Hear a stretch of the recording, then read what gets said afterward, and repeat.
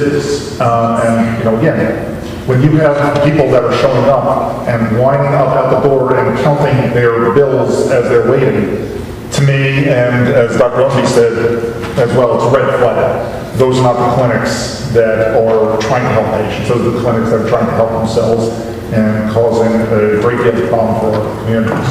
$1 million a year is not unusual for some of these physicians, and one in particular of those five was making over $1 million a year. We got documents prior to the time that they were arrested when they were operating in Boca that showed over the Christmas holiday of over 2008 into 2009, this clinic deposited $777,000 in cash in one bank account.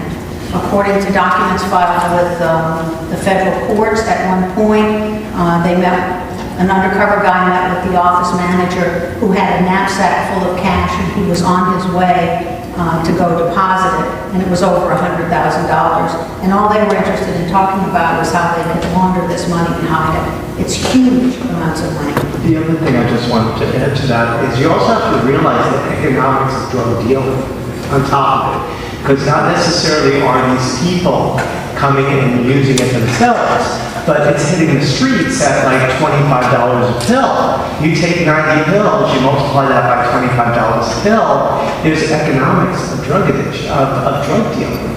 And Dr. Gregorio, exactly that point, you're talking only Broward County. Right. So now you have people coming from out of state where the market isn't flooded. And they take those same pills that they're getting $25 a piece for, and they're now taking them out of state and getting upward $45 and $50 a piece. Or as much as $80, I've heard. I mean, we have elderly people, older people, that are drug dealing with their pills. That's right. Because they have a fixed income that they can't live on. That's right, exactly. Yes.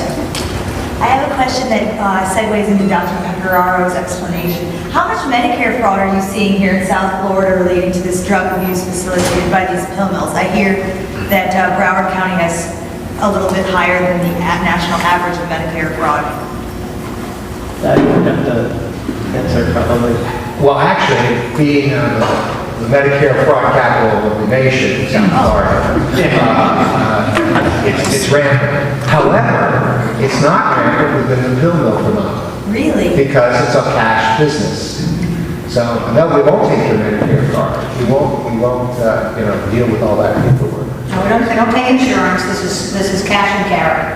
And the advertisements, all you have to do is look in the back of New Times. $25 coupons. To cut out this coupon, come to our clinic.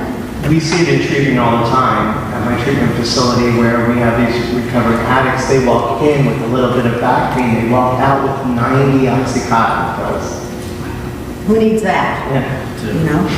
Yeah, there's another piece that we're not looking at, and we're talking about the pill mills, I understand, but there's also a mentality of giving pills. For instance, I had my son drop the weight on his foot, had a little swollen toe, went to the hospital, and they gave him 30 Oxycontin. What happened to Aleve, Tylenol? Our mentality, our hospitals, our doctors, they're giving these out and they're just giving them out like candy.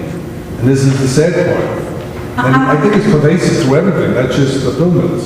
I'm wondering too if you don't see some of this also begin with the parents' medicine cabinets and the grandparents' medicine cabinets where the kids go, oh, well, let's see, what's in here? Let me see what I can take. Or they've seen mom and dad, oh, I have a headache, I think I'll pop a pill. It's definitely a culture that people are relying on pills and, get rid of it quickly, get rid of it hard. The type of practice that I have, primarily hands-on with some injections, and more often than not, I have patients coming to me with chronic pain coming from other physicians, pain management doctors, legitimate pain management doctors, and these patients are on fairly decent amounts of long-acting narcotic analgesics, and they don't want to be on it. But as part of the overall care, the doctors, as you said, are saying, well, you've got this pain, let's make sure that we alleviate it so that you're not suffering all the time.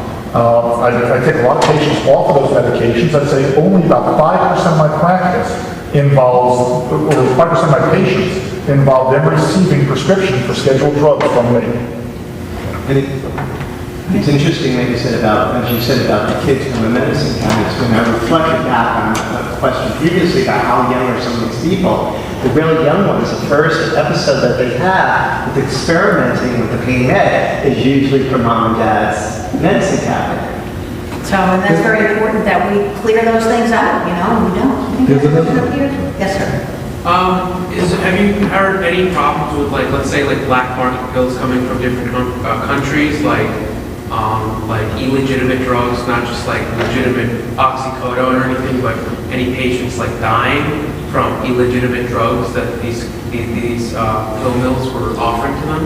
In my practice, as I said, we're seeing more and more of the pain meds. I'm not saying that because it's so easy for them to get the medications right here.